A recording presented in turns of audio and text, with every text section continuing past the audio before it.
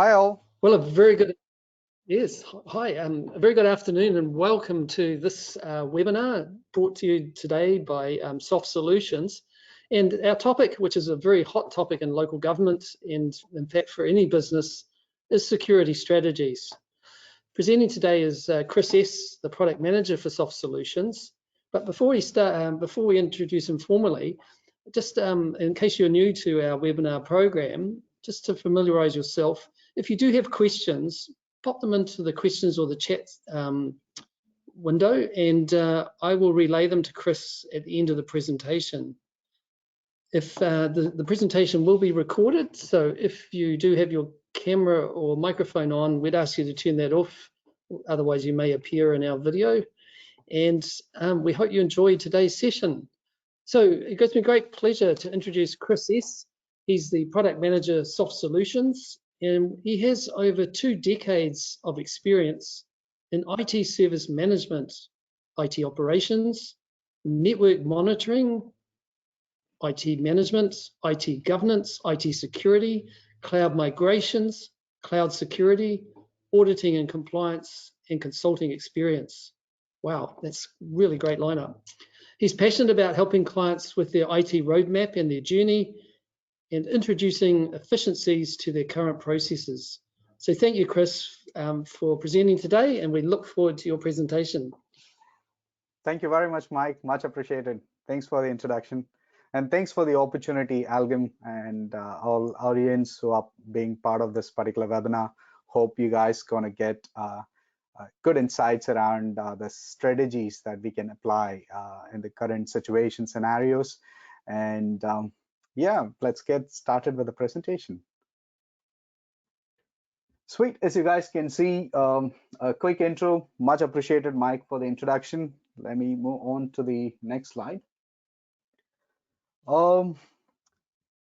So again, today's webinar is all about security strategies that as a government agencies that we can adopt to, and what's available in the market, where we can align ourselves to, and is there anything that we can invest on. So it gives a good understanding about what's available in the current market, and then we can adopt to. Let's have a look at the agenda that we're going to cover today. So what we are going to cover today is about zero trust as it applies to the local government authorities. We're going to talk about some examples and best practices at the end of the session. What can be immediately we can apply the zero trust strategies in the current situation, and what are all the other solutions that we can adopt to so that we apply the zero trust model and frameworks.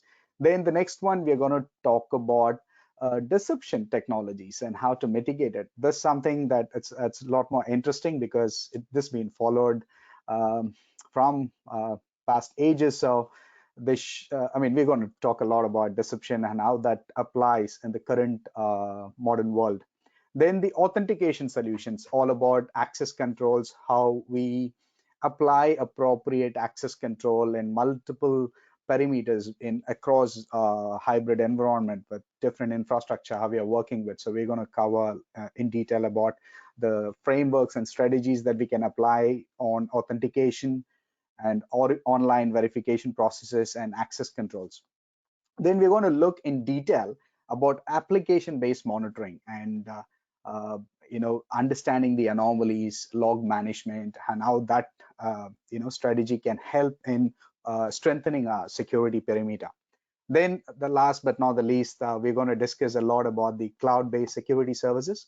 It's very hot topic because a lot of authorities, government, councils are working towards migrating their on-prem services to the cloud-based services or in the government cloud. So we're going to discuss in detail about those cloud-based security services. And meanwhile, if you guys have any questions or if you guys wanted to clarify certain details, then please feel free to put it across in the chat and we should be able to answer at the end of the session. Cool. So, we got the agenda, but why these new strategies? And what's the trigger having these new strategies?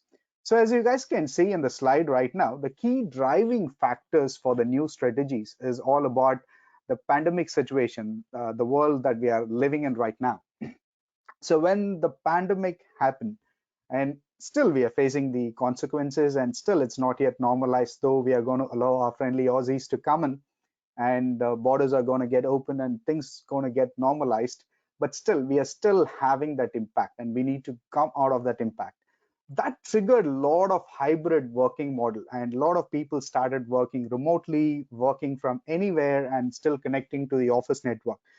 That put a lot of pressure on our IT team, which means they're not just using the entities trusted workstations or the endpoints. So the perimeter, the scope get expanded. People started using their own machines, mobile phones, and a lot of other devices. And there is a specific statistics that says that each and every individual has at least 3 to 4 devices that they have access to the information, and they can access from those devices to the personal details or to the office network. So that put a lot of pressure on our IT team. So that's one of the key trigger, I would say. And identities are everywhere. So whichever endpoint that we are using, so we are using our corporate trusted identities or our own personal identities to access and gain information or to perform any actions accordingly. So as you guys can see on that. And the other one is about cloud adoption, right? So when the pressure is more on the IT team, obviously we have to increase the scalability. We need to cater that particular availability of our organization service to the staff and the people who are in need. So again, a lot of expansion, scalability to the cloud. So if it is on premises, a lot of OPEX investment, operational expenses and stuff. So we started moving certain on-prem applications or certain resources to the cloud-based infrastructure. And so currently it's kind of a hybrid setup, most of the situations. And the second picture that you guys can see is about hybrid work model. People work from anywhere. And also ongoing security challenges. So as in when we strengthen our security, same time the other side of the world, the dark side of the world, also strengthening the way to hack into it and attack, and a lot of internal and external threats and vulnerabilities are becoming more. So accordingly, we are also applying a lot of stringent security and privacy regulations around it, how the data is getting managed in a hybrid workforce, in a pandemic hybrid workforce situation. So these are all the key triggers, I would say. We have to adopt to new security strategies that will help strengthen our government environment. Let's move on to the next slide. So I would like to give a quick insight how our ManageEngine solution are used in the government organizations in New Zealand. So as of now, we have close to 67% of New Zealand local government authorities are using our ManageEngine solutions, and more than 70% of local government authorities are using more than 2+ solutions. And the stat that I didn't mention out here is roughly about our government organizations constitutes almost 11% of overall ManageEngine portfolio, I would say. And there's about 24% of councils already adopted to cloud, and they are very well using the SaaS-based cloud solution. So this is kind of a quick insight I was able to gather from the existing report. And in terms of the available councils, so I reckon, won't be able to provide the name unless otherwise we have a consent from a specific councils, but feel free, happy for you guys to cross-reference. And mostly all our solutions are done based on organic references and how it helps the other entities accordingly. And so what I'm going to do is I've given a bit of a classification where we can apply the security. So high level classifications. First one is in terms of the identities aspects. The second one in terms of endpoint security. So one is about personal identities access, and then the specific devices as such, endpoint security, and then the cloud and infrastructure security. So a lot of adoption, cloud adoption, go green strategies is being followed. So we need to make sure the identities access to specific cloud instance are properly monitored and protected to safeguard our confidential data. And as you guys can see, this is the list of classification where it's a global insight. As you guys can see the chart, almost 40% of the global organizations adopting to zero trust framework strategies. And there's about 32% of organizations globally are adopting to deception technologies. And it's not that they just follow only one strategy as such. It's a blend of strategies or frameworks that we can follow and invest into it so that we can safeguard and protect our overall environment and ecosystem. And then you can see the access controls about 27%, and application monitoring is getting picked up really well. So we need to start monitoring the transaction synthetics and who access what. And even if there is a website, or if particular, say, to give a good example, if our payment gateway for property taxes, if that payment gateway gone down, or if there is some delay, or if we missed SSL certificate update on that payment gateway, then it becomes a cost to the organization and dissatisfaction among the users or also within the council. So it put a lot of pressure. So once we start monitoring a synthetics, we get to know what's the performance. If something goes, even if before it goes down, we will be able to see, okay, there's something wrong, we got to fix it, or we at least get to know the root cause. Why, because of what reason that particular synthetics has been dropped or application gone down or degraded. So we should be able to fix that particular issue real quick. So mean time to repair becomes very shorter. So in that way, we can increase our infrastructure availability for all our audience. And then the last but not the least, about cloud-based security services. So a lot of organizations adopting to cloud, and the security framework that we can apply on those things, that's also getting gradually increased, and the demand is more as well. So this kind of a framework, quick insight that gives you where we can adopt to and what strategy and what proposition we can invest into the security frameworks. Sweet. So let's talk about the zero trust framework. Why the zero trust? Because what happened, as you guys can see, I've already put some 3 pictures from the well-known players in the market. One is from Gartner, and the other one is from NIST and the Forrester. Forrester ZTX ecosystem is quite simple, pretty simple. Talks about the data, how this data is accessed by people, and the way people can access the data via devices, and how they access, how the device and people connected via networking means, and then all the other options that's available in terms of workload, visibility, and automation and orchestration. So that's pretty simple, but little more than Forrester model. If you guys look into it, NIST approach, where zero trust architecture comes in. So that talks the same details. It's all about the data, how it's get accessed by who, how, when, and all means. So here, the way it does is dynamic auth or authentication, and the policies that gets applied, who has access to what sort of data, classification and access controls, and then sessions. So we go to monitor multiple sessions as well. So it could be a VPN session, or it could be a same browser, multiple sessions, and then how the data gets transferred over and stuff like that. And then the resources that's used to access the data, and also about the device security and about the network security. So this is kind of a mid-level complicated, it's not complicated, it's kind of a little bit detailed than the Forrester one. Let's look into the detailed Gartner one, which I like it a lot, continuous visibility and assessment. And again, this pretty much applies to any organization. So we always have to follow that. I mean, my good preferred tech context is about adverb plan, do, check, act. Pretty much applies to any means, any walks of our life.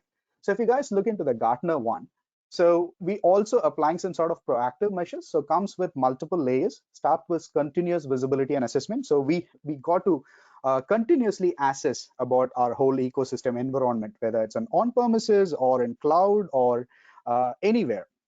And we got to manage, we got to have appropriate security policies in place to follow through and comply with.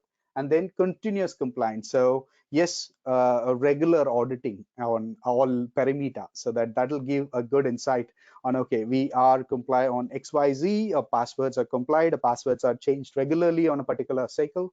And also other proactives, identify any sort of anomalies. As you guys can see, the incident responses, how it gets handled, and also AI based, like a lot of solutions in the market available gives a good machine learning and artificial intelligence in terms of identifying any sort of outliers and anomalies in our environment, and any sort of access, continuously monitor any external or internal threats. Internal threats, it's really difficult because he's already a trusted user, who can go rogue. But whereas the external threat, the threat actors can be trying to hack into a network at any time. The good example is about the DDoS attacks or other supply chain attacks that's happening recently. How we can proactively monitor and prevent before it happens. Or even if somebody is trying to hack into it, how we can divert them, or use some strategies so that we can keep them busy away from our core infrastructure. So those sort of strategies we are going to discuss in the upcoming slides. And again, keeping the bad stuff out. So once we know how behavior or how this threat attacks are happening, then we can put appropriate framework and necessary practice around it. So we can fortify it. We can strengthen our infrastructure so that we can keep the bad actors out. So this is a little bit complicated than the Forrester one, gives more advantage and what area that we can apply a focus on. So SASE is a new term. It's like kind of a buzzword, I would say. Currently, it's being used by a lot of vendors in the market. Secure access and service edge. What it means is the core features. So we got to apply our security controls in all this means. So it's classified into two, about the core features, and then the usage model on the right side, where we have mobile user or remote user, a user who's working from home, connecting via VPN or some sort of application for connecting to the office trusted network, or he just access the open resources or any resources that are available on the DMZ or the other means where people can access directly from internet. It could be even our extra website or our intranet or any other extranet sites. And IoT devices. So a lot of entities also started investing on IoT devices to monitor. Say a good example is monitoring the river water levels. And other means, like we can monitor the weather and other details. So IoT also plays a crucial role. And then office users, like people who are there working within the office premises and have access to all the details, and how we can apply the access controls out there. So that's from the usage model. Where the cloud-based services on the left side, that also plays a crucial role. We have various cloud service provider, and an organization doesn't stop with one single service provider. Obviously, a well-known vendor on this is Microsoft. We always Office 365 is very common. A lot of organizations are investing on Office 365 environment and setup. So we have Azure AD Access, directory sync with our native Active Directory. So, but are we stopping only with Microsoft? No, we also have AWS, who provide a lot of other services. We have Google Cloud Services. We also have a private data center. So we can also have a private cloud setup available from the other resellers or channel partners that authorities are working with. So we have our own dedicated resources that's available in our data center, hosted by our service provider. So we can host our resources in that a private cloud if needed as well. And like SaaS based, fully hosted by vendors. So we are investing in a lot of applications, right? So one is from IT service management perspective. So it can be fully hosted by the vendor on cloud. There's so many other applications that we can adopt to. And those applications can be hosted in cloud, or it can be hosted in on-premises, or the on-premises application can be hosted in your cloud infrastructure as well. And then the data that gets stored in the cloud. Most of the cloud vendors, they have that terms and conditions and the security policies, because we need a valid, genuine identity to access a cloud tenancy or the cloud portal, I would say. So the data gets stored in the vendor premises, how that data is protected. So we need to have a good visibility or a cloud risk assessment on the vendor and vendor responses, and take a diligence or take a decision based on the responses. So how about the physical security of the data center, and how we can retrieve the data, what kind of resiliency, and what if kind of situations if we can do it and we can have responses accordingly. And the other one is about the data center. I would say the good question to ask with any cloud vendor is, okay, so it's hosted by the provider. So it's a fully hosted services in the vendor's location. It could be in Australia, it could be in Auckland, or it could be in vendor hosted geolocation. There could be a primary data center cluster. We can always ask, is it possible for an organization to have their own database in the backend or own resources hosted in the cluster, data center cluster? Yes, if the vendor says yes, which means that they've already thought through, they are ahead of the curve. So that's a good indication where we can opt for those kind of cloud solutions. So now let's get into a little bit from external perimeter. Let's get into a little bit internal perimeter.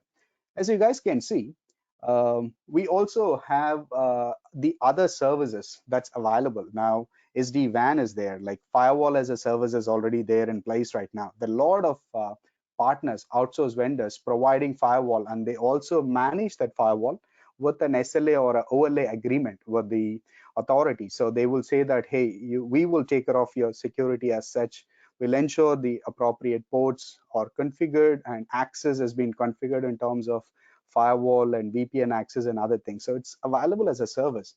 And zero trust access network access. So again, that is available as a service. And as you guys can see, Wi-Fi hotspot protection, network sandboxes. So that's quite normal. Virtual apps where we access it with a Citrix environment or other means, VMware. And remote browser isolation, so how we isolate browsers. And another key thing is about unified endpoint management part and security element.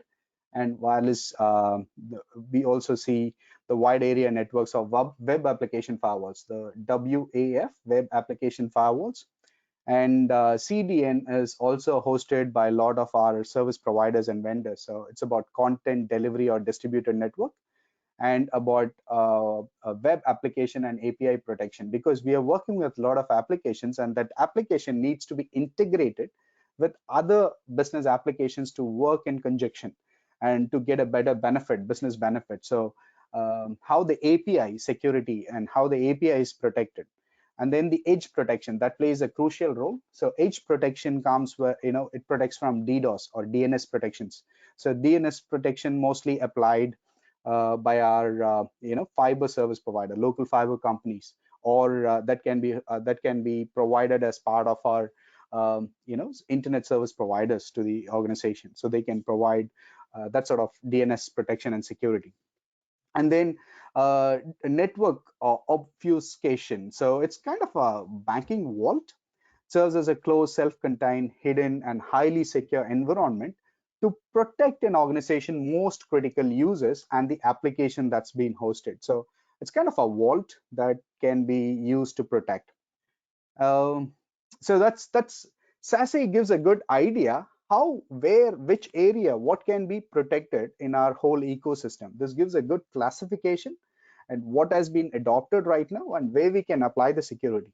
And one thing that I missed is about the UEBA part of it, which is user entity behavior analytics. So user entity behavior analytics is pretty much about users, the people who are accessing our data or who can be high risk or low risk or whatever it is, and then the entities, the devices or the appliances, applications. So those entities, and then behavior analytics, how it's getting used, who has high risk scores, low risk score, or high risk entities or high risk users, hyperactive users. Those sort of indications, like the ratings, will give an IT manager or a security manager from a government authority to quickly identify the weak, vulnerable points, vulnerable users, to give them a good security training, security awareness training, or the entities that we have to put more protection around it. So we know that a particular server's account might be used to run multiple service applications, but if that service account gets compromised, it's a big risk. So how that accounts are getting rotated in the organization. So those sort of elements and the protections that we can apply. Sweet. So we covered a good element of how this zero trust and how that translates into SASE and where we can apply our focus priorities, where we can strengthen our security. Now let's do a deep dive into zero trust. So when we look into zero trust, it's all about multi-factor authentication, right? So we always have a username and password. We can have just a login account created with username and password, but passwords can be compromised, brute force attack. And so a person can easily hijack someone's identity. It's quite normal, and we've been seeing this for ages. So how we can have secondary authentication or third authentication, how we can validate a user identity with multiple means that it's a genuine user who's getting access to our organization's resources, information, and other aspects. So that's where the identities come in play. So verify who, and then contextualize the request, and then check if it's secure, if it's a valid person who is accessing it, and then we provide the least privilege that is allowed, authorized for that particular users to access in the organization. So if you guys look into it, it's kind of an adaptive control, and we got to audit everything. Say for example, a user in an organization, a new user joining an organization, and up to 3 months until his probation, he will have access to XYZ resources as a new hire. And after 3 months of probation, once he get a confirmed into full-time role or a full-time employment, then we need to elevate his privilege to gain access to some other confidential data, or his account, his identity can get some sort of privileged elevation, so that he will gain access to other critical resources within the organization. So all those activities, any changes that we make in our native Active Directory or in the Office 365 environment setup or tenancies, so those things has to be monitored thoroughly.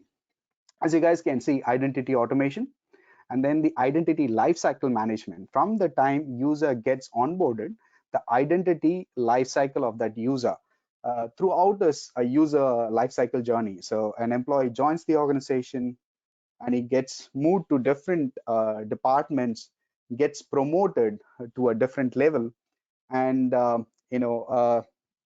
move to a different branch offices or different locations or different departments, and then he exits out of the organization. The whole life cycle of his journey needs to be properly monitored and tracked, and he should have only the necessary privileges, not the full privileges as such.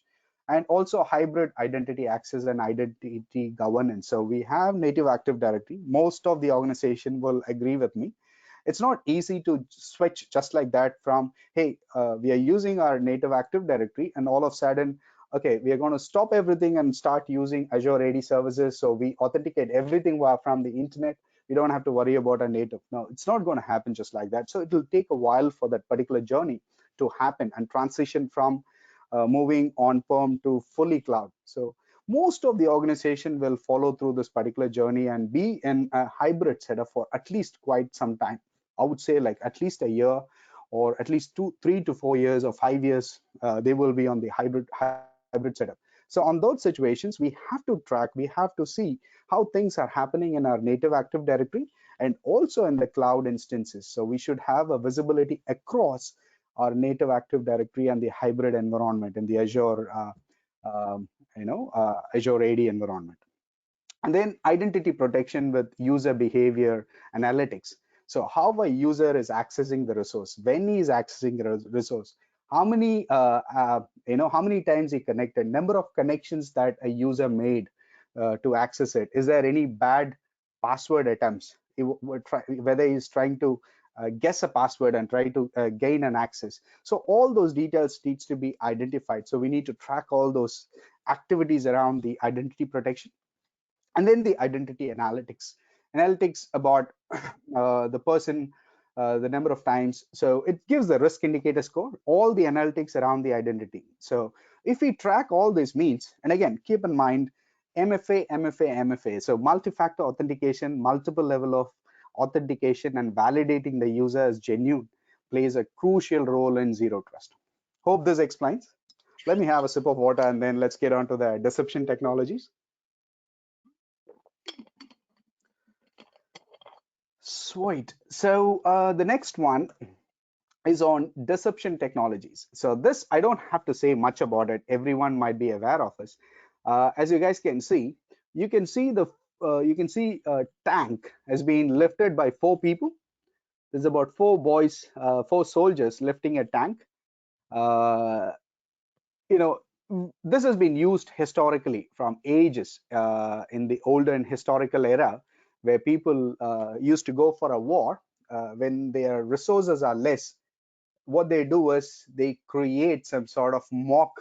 Uh, they need to, uh, you know, compel, or they need to make the opponent or the enemy believe that, hey, we are adequately staffed, or we are adequately armed, and ammunitions are more, and we have more people. So they use some sort of, dummy, so that we can divert their attention.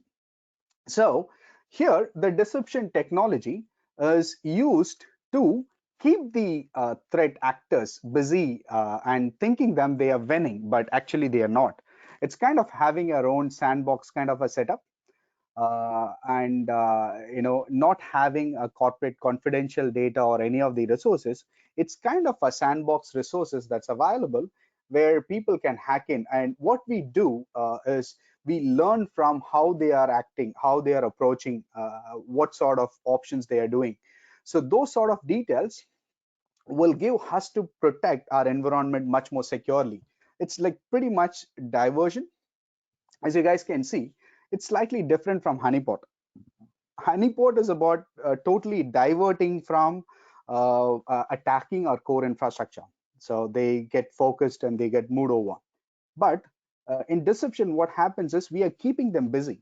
We are keeping the hackers busy and making them think that, hey, yes, I got all the resources I needed, but not. It's actually a sandbox, a simulated setup where they kept busy working, but we also understand and learn how they are working and strengthen our internal infrastructure and core network. So it helps with enhanced visibility, attack surface reduction, as you guys can see it, and precision for forensic data to speed responses. And also we can hunt the threat. So we can easily hunt. If you know how an opponent is trying to hack into a network, it's easier for us to hunt them down and stop them for further any actions. And also we gather intelligence. A lot of software vendors in the market, they use this. They learn, the security vendors, they learn from how this threat vectors or other, using the deception technology, and that's how they can build their package much more in a robust, secure way. As you guys can see, there is a specific report. I believe the slide will be shared with you all, so you can access that report. So any organization who adopted to this particular deception technology or the frameworks, they are 12 times faster at responding to a deception based alert.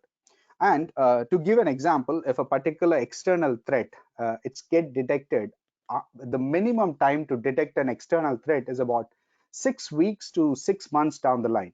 So it's a long time. There could be a bigger damage that might have been done. So the lesser time we take to identify such threats and mitigate it, it's always good for us to protect our and safeguard our ecosystem. All right, so let's move on to access controls now. In terms of access controls, as you guys can see, it's all about role-based access control. So, and as we saw earlier, identities are everywhere. So, and each and every person has their own core aspects. They have their particular role to play, and we need access from a person, say Kris, using his MacBook, using his phone, or using his tablet, or other means is accessing the a company details. But as a Kris, I can access only the information that I'm allowed to see. What if I elevate my privilege? then that's kind of a privilege misuse can happen, and that's one of the highest top cyber security threat today. So privilege misuse has to be completely avoided. How we can manage is to have a stringent identity access governance solution in place, and that will help to understand how these identities are managed. And again, can we do that in our native Active Directory? Yes, we can do it. There's no doubt about it, but the complications involved and the limitations. So we can't do a templated approach. We cannot randomize the password, and it's all about scripts and PowerShell. It's really hard to use. So a solution that will help managing the identities across our native Active Directory as well as in the hybrid environment will give a better control on and to avoid any such privilege misuse. And privilege access management and control. So one is about the personal identities, right? So the other one is about how this identity is accessing what sort of resource within the organization, and also a single sign-on. So each and every application, the resources that we have in our organization has its own identity management services, user administration services. And when we add a user, we can enable appropriate security measures, enable multi-factor authentication or two-factor authentication, and we can enable SAML, single sign-on, or you can have that SAML with any of your identity providers so that we can validate, authenticate, get that user access that particular application. So it could be kind of a radius server or cert, multiple ways, or the quite common ones are like Microsoft Authenticator, Google Authenticator. So those sort of details would give a better access controls. And then the remote access. So we are accessing our resources anywhere with the current hybrid work model where people are working anywhere, work from cafe, work from office, work from home, or work from their own garden. So when they do such remote access to any of the office or a corporate confidential data, how we can protect it? So even for a VPN connection, we need to apply a multi-factor authentication so that we can validate and trust the user is a genuine user who is accessing the company data, and also data related data protection and file access controls. So it's all about information services, right? So we have a lot of information related to our organization. There could be codes, there could be tenders, there could be details about the network infrastructure, about passwords, privileges, and other details. It's all data stored somewhere. It could be in a password vault, or it could be part of a particular configured item within an application or within a particular resources in the organization. So how this data protection has been taken care, who is accessing what, any changes, anybody who accesses a particular data, we should get alerted or notified if it's needed, if it's a corporate confidential data. And similarly, network access management and control. So mostly we have multiple layers. We have a network admin or a system admin who generally works on our layer 2, layer 3 devices. Okay, there is a requirement, we need to open this particular port, or we have to create a firewall rule to allow this access XYZ. But mostly the problem happens when there are misconfigurations, when there is a human error. So on those situations, we need to have a backup of our network configuration. So if you have a Juniper firewall or a Palo Alto or any firewall for that matter, Cisco, or WatchGuard, any firewall that the organization is using, when somebody is making any changes, alert to the corresponding team or the business stakeholders or the change advisory board that, hey, somebody is trying to do this particular changes, this is the alert, and I've taken a backup of the existing good known configuration of your router, and it's vendor neutral. So we don't have to worry about a specific vendor. There are software available with us that helps in taking a backup of your configurations of your networking devices, no matter which vendor you're using. But we have an ability to configure, take a backup, and if something goes wrong, if there is a problem, then we can apply that backup as and when needed, and also can be used for effective change approval and change management process, so we avoid any such mishaps. And it also helps with online reputation management. So any sort of breach, even the security, right, the certificates that we need to apply, if the certificates not applied, our email services go down, it's a problem. So it again touches the online reputation management part of it, and there's a lot more controls that we can apply even in terms of our websites. So about the settings, the control panel of your website. So we need to make sure those records are properly updated and it's all protected. So that's where the access controls and governance comes in, and also anomaly detection. Any sort of event correlation we need to quickly identify and report and take appropriate action or mitigate or put some sort of automation. Say, to give an example, Kris logging in time is from morning 9 a.m. till 5 p.m. And all of a sudden, Kris logs into a mission critical server or a resource at 2 a.m. in the morning, then that is a breach. That's something not supposed to happen. And we should have some sort of immediate alert and notification. And if so, we should apply some sort of automation that, hey, Kris, you logged in at 2 a.m. in the morning and your identity is disabled by default based on this particular correlation. And let's investigate further and then we will enable access. So that's a kind of security measure that we can put in place. And then about the cloud security element.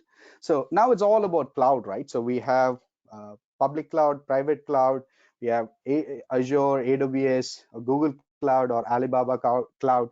There's a lot of cloud platforms available in the market, and Salesforce particularly. How an identity is tracked and monitored. So any instance that we spin up in a cloud, it's again cost to the concern, cost to the organization. It's not like kind of a OPEX payment or a perpetual license that we own, and we can use it as we like, unless otherwise we own the whole data center cluster. If not, it's going to be anything that is there sitting in the cloud. It's a cost to the company. It's kind of we need to make sure that it's optimized to the last to the potential, right? So we need to have appropriate EC2 instance, the right size, and appropriate storage spaces in the cloud.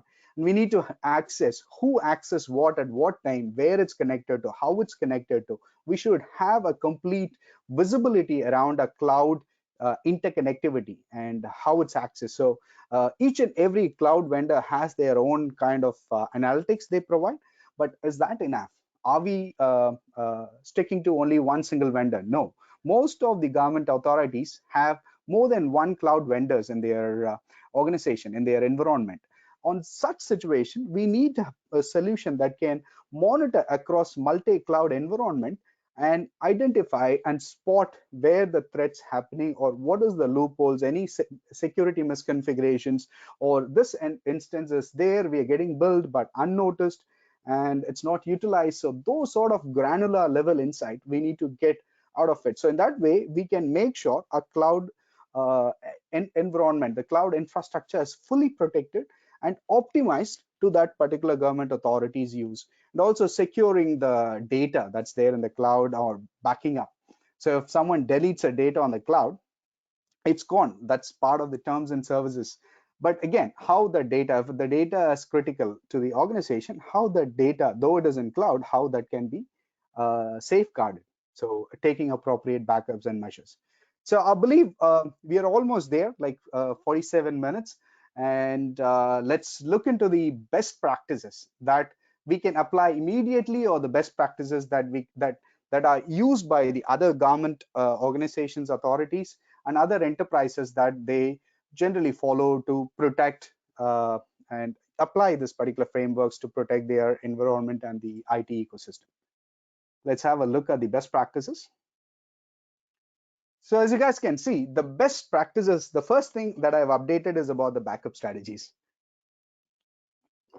It's all about backups. you know, uh, things can go wrong, right? So it's not necessary that if we have applied all possible security governance in our environment, we applied all possible training that's needed for our users, we provided and check, we've done everything, right? But still things can go wrong. It could be as simple as user mistake, or internal attack, someone gone rogue, or someone's identity gets compromised, as simple as email based attacks.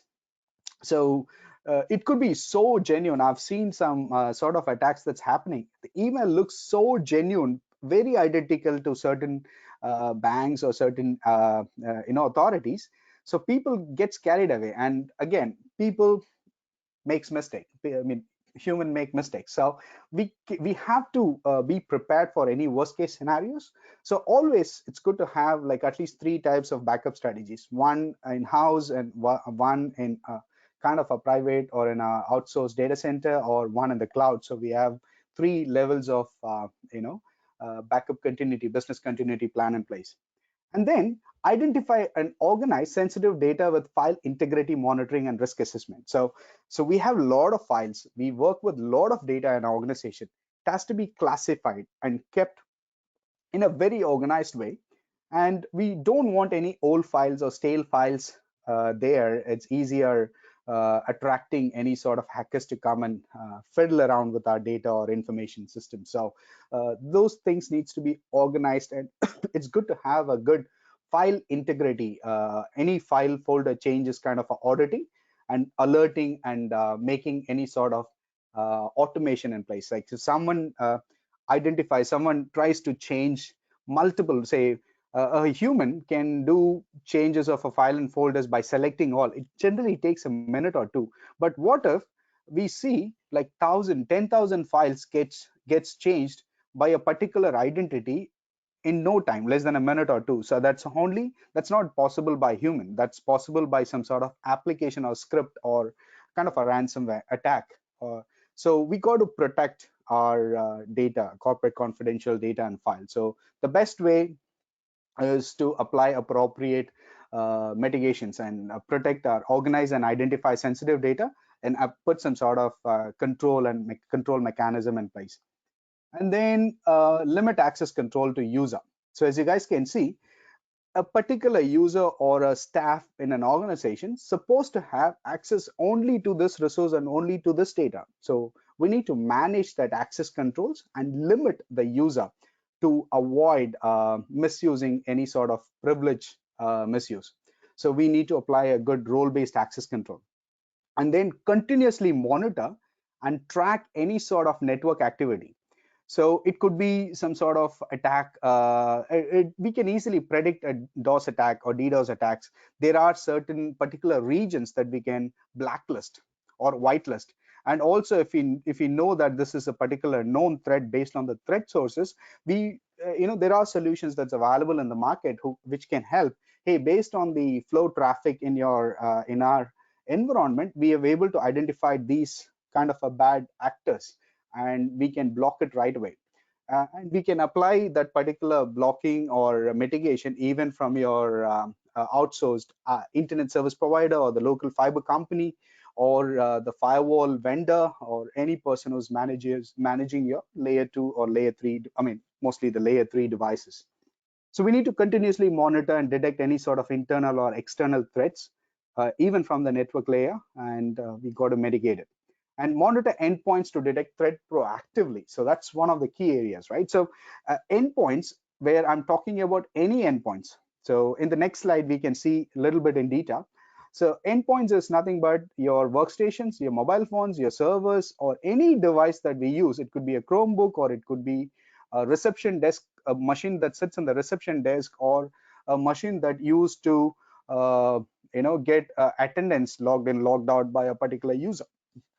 And then so those endpoints needs to be completely managed, protected, and safeguarded, and proactively monitor for any threats. So that's the one that gets easily misused. And the second thing is the application that's running in that particular endpoints. So like email-based securities, spam filtering, and other things, and also browser-based security. So accessing an unwanted sites created a lot of issues. So that can easily install a plugin or a malware in the system, and that can compromise the whole identity and the endpoint, and then they can attack the corporate confidential data. So applying the level of granular level access policies, and give access only to the right details. Then automate monitoring and security analytics process to minimize any sort of errors and risk. As I told earlier, human make mistakes, and is it possible to avoid people making mistakes? Yes, we can provide training, but will training help stop mistakes? No, the mistakes can happen at any time. It could be due to ignorance, or it could be due to negligence, or it could be due to, or he might be stressed out. The employee might be stressed out. He might be working on something else more critical, and all of a sudden email come in without knowing. Unintentionally, you might click on a particular link that could have compromised it. So we need to protect, continuously monitor the user behavior and also the entity behavior, so that we can apply appropriate procedures in place so we can protect it and we can safeguard it.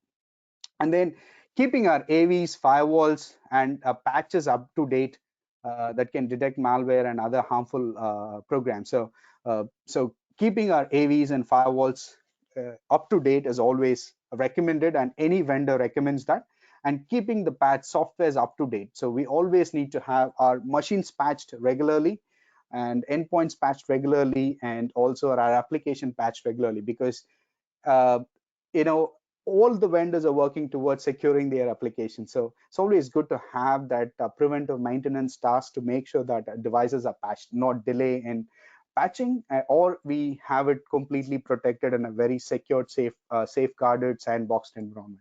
So these are all the best practices, I would say, is generally practiced throughout globally, which we can adopt to it right away. And for certain automation and mitigation aspects, we might need some sort of application or other softwares. I'm happy to help if you guys need any questions around those lines.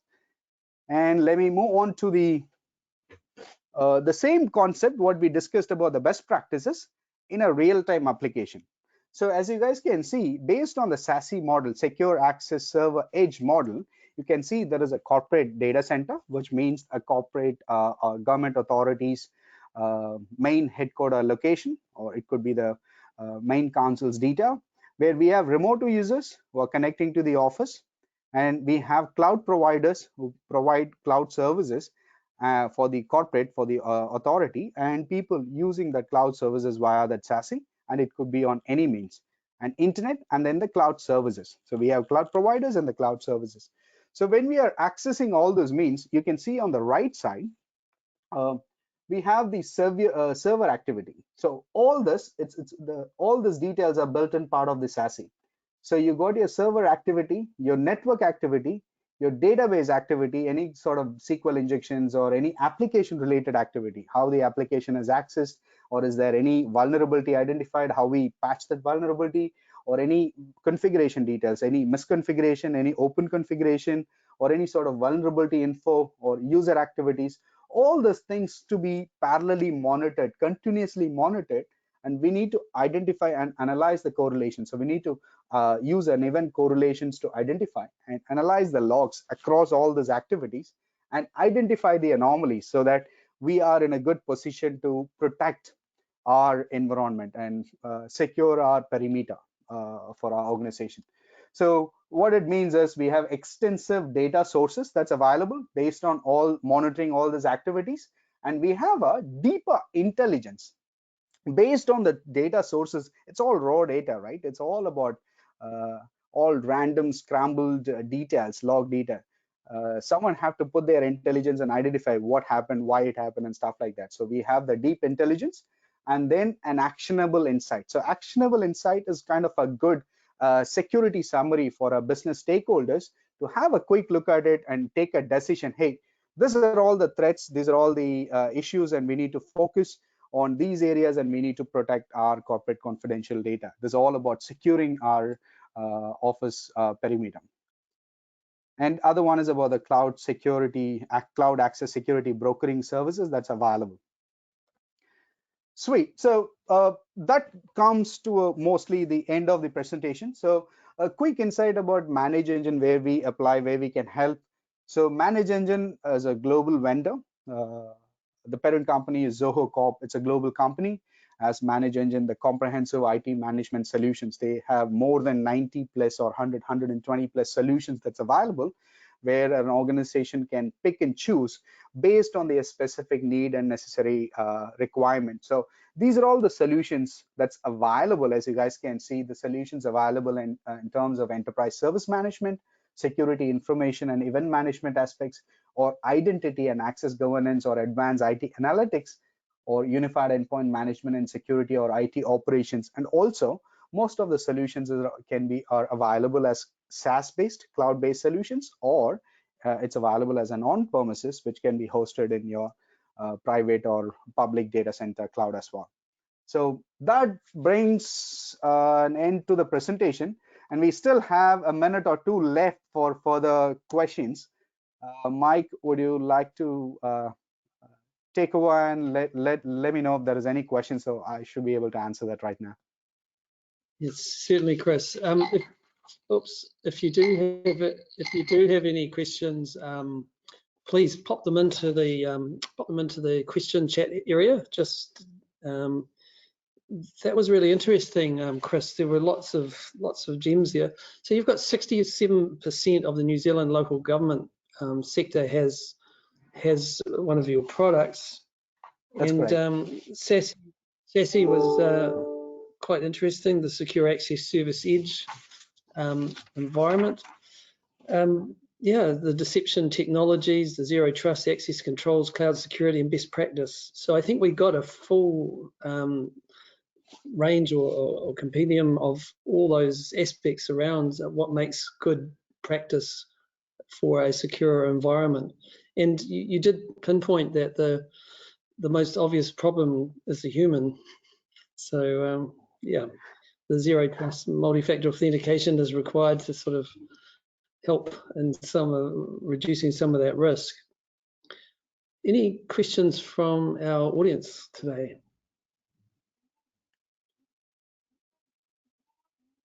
Just having a quick look here, Kris, just to see if there's just check our chat. Yep. No, there doesn't seem to be. It must have been very full and thorough, so certainly got a lot from it. Sounds good. Thanks a lot, So Mike. Yes, if there are any more questions, thank you very much for your time today, and thank you for the insights. And we look forward to seeing you in the future. Sounds good. And if you're coming to the ALGIM, if you're coming to the ALGIM conference, it's the 15th to 17th of June, and you'll be in good company because the Prime Minister's agreed to come, and so has Dr. Ashley Bloomfield. So we look forward to seeing everyone there. Thank you. Yeah, definitely, I'm going to be there. So good to see you all. Thanks a lot, Mike. Thank you very much. Thank you, everyone. Have a good one. See you all. Thank you.